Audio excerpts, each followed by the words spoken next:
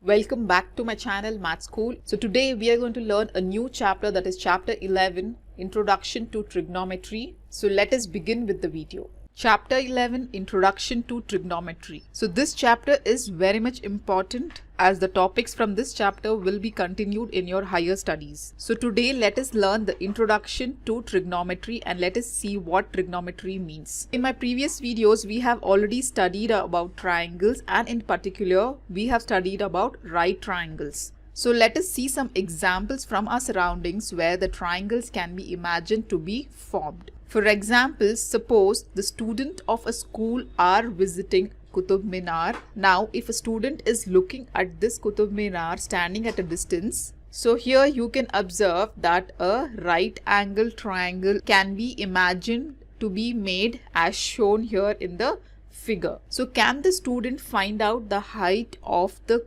Minar without actually measuring it? Now my second example is, suppose a girl is sitting on the balcony of her house located on the bank of a river. Bank of the river means at the side of a river a house is located, and she is looking at a flower pot kept on the stairs of a temple situated just opposite to this house.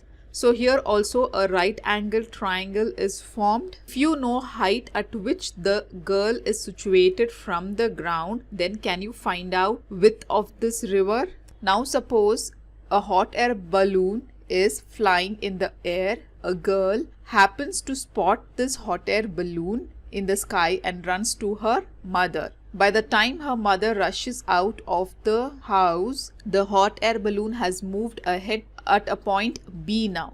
So here can you find out the height of this hot air balloon from the ground? In all the situations given here, the distances or heights can be found out by using some mathematical techniques which comes under a branch called trigonometry. So this is nothing but the study of trigonometry. Here the word trigonometry is derived from the Greek words where tri means 3, gon means sides, and metron means measure. It actually means the measure of the 3 sides. So which is the figure which you can imagine which has a 3 sides? It is obviously a triangle. So trigonometry is the study of relationship between the sides and angles of a triangle. So in this chapter, we are going to study the trigonometric ratios of the angles and also the trigonometric identities. Now let us consider a right angle triangle ABC, which is right angled at B. Here angle A is an acute angle. Now with respect to this angle A, note the position of side BC and AB. Now since we have a right angle triangle and hypotenuse is always opposite this right angle triangle, so the side AC is the hypotenuse. This we have already studied in our chapter triangles. Now with respect to the acute angle A, the side opposite to angle A is, which is the side, that is BC. So we will consider this as side opposite to angle A, and this side AB is a part of this angle CAB, right? So this side AB is a part of angle A, also called as the side adjacent to angle A. So these are the 3 sides in a right angle triangle with respect to angle A. So this is very important, which you should know before moving ahead.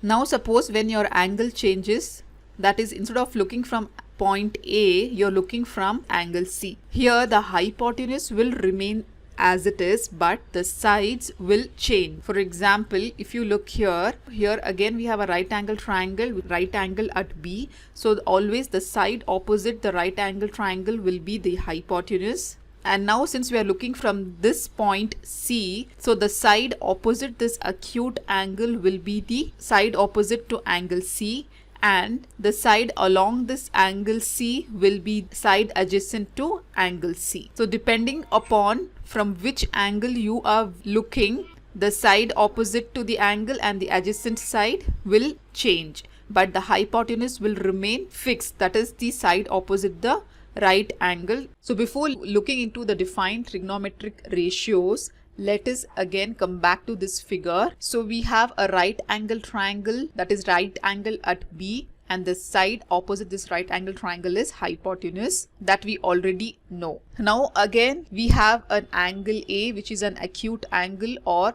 we are looking from this point A. For example, we are looking at a tower, or if we are looking at Qutub Minar. So this Qutub Minar forms the perpendicular to the ground level AB. So since a girl is standing at a point A and is looking at this tower, so this tower or the side BC forms the perpendicular to the ground level. So this side is also called as the perpendicular, and the ground level AB forms the base.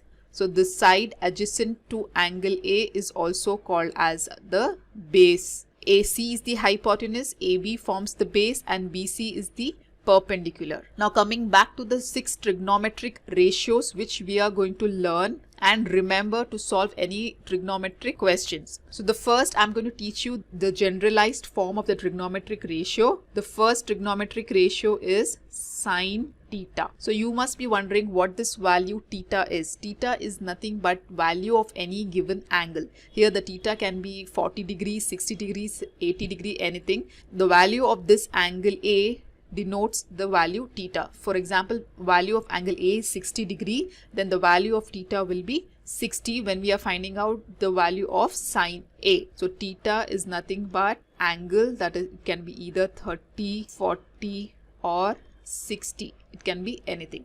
So the first trigonometric ratio is sine theta, which is given by perpendicular by hypotenuse. This is the first trigonometric ratio.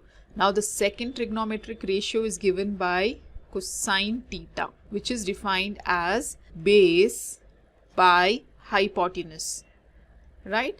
The third trigonometric ratio is again tangent theta. So tangent theta is defined as perpendicular or side opposite by base or side adjacent. So it is perpendicular by base. Then the fourth trigonometric ratio is cotangent theta. So this cotangent theta is just the reciprocal of tangent theta, that will be defined as base by perpendicular. Similarly, we have secant theta, which is again the reciprocal or opposite of cosine theta, that is hypotenuse by base. Again we have cosecant theta, that is the last trigonometric ratio, which is defined by the reciprocal of sine theta, that is hypotenuse by perpendicular. Okay, so these are the 6 trigonometric defined ratios. Also the sine theta can be written as sine theta, that is sin theta, and cosine theta can also be written as cos theta. These are the short forms. Tangent theta can be written as tan theta. Cotangent theta can be written as cot theta. Secant theta can be written as sec theta. Cosecant theta can also be written as cosec theta. So these are the 6 defined trigonometric ratios which you must remember and is very much important. Also, I will tell you the simplest way to remember these trigonometric ratios. So which are the first 3 trigonometric ratios? Let us write down the symbol, that is sine. So now the simplest way to remember these 6 trigonometric ratio I am going to teach you here. So let us first write down the first 3 trigonometric ratio symbol, that is sine, cos and tan, right? After this you have to remember this ratio, that is PBP by HHB. So this sine theta is denoted by perpendicular by hypotenuse, cos theta is denoted by base by hypotenuse, and tan theta is perpendicular by base. When you remember these 3 trigonometric ratios, then the other 3 are just the opposite or reciprocal, that is cotangent theta is the reciprocal of tangent theta, then secant theta will be the reciprocal of cosine theta, and cosecant theta will be reciprocal of sine theta. So this is the simplest and the important way to remember the 6 trigonometric ratios. So this was a generalized form which I explained you. Now coming back to this figure, now considering this angle A, we are going to write down the 6 trigonometric ratios, right? The first trigonometric ratio is sine of angle A. So sine of angle A is given by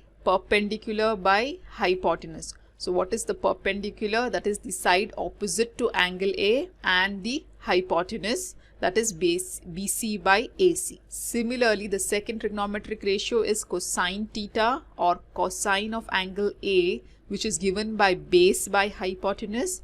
So the base is what? Side adjacent to angle A by the hypotenuse, that is AB by AC. The third trigonometric ratio is tangent of angle A, which is given by perpendicular by base. So a perpendicular is side opposite to angle A by side adjacent to angle A, that is BC by AB. Fourth trigonometric ratio is cosecant of angle A, which is what? Hypotenuse by perpendicular. So our hypotenuse by our perpendicular is side opposite to angle A. So this cosecant of angle A can also be written as 1 by sine of angle A. 1 by sine of angle A is given by side opposite to angle A by hypotenuse, that is BC by AC. So when you reciprocate, this AC comes to the numerator by BC. So AC by BC is what? Hypotenuse by perpendicular or side opposite to angle A, that is nothing but cosecant of angle A. So cosecant of angle A can also be written as 1 by sine of angle A. Similarly, our fifth trigonometric ratio is secant theta, which is denoted by a ratio of hypotenuse by base, that is hypotenuse by side of angle A, and also it can be written as reciprocal of cosine theta, that is 1 by cos of angle A, that is AC by AB. The last trigonometric ratio is cotangent theta, which is defined as base by perpendicular, that is side adjacent to angle A by side opposite to angle A, and that is nothing but the reciprocal of tangent theta, that is AB by BC. So these are the 6 trigonometric ratios with respect to angle A. Similarly, you can take angle C and also define trigonometric ratio.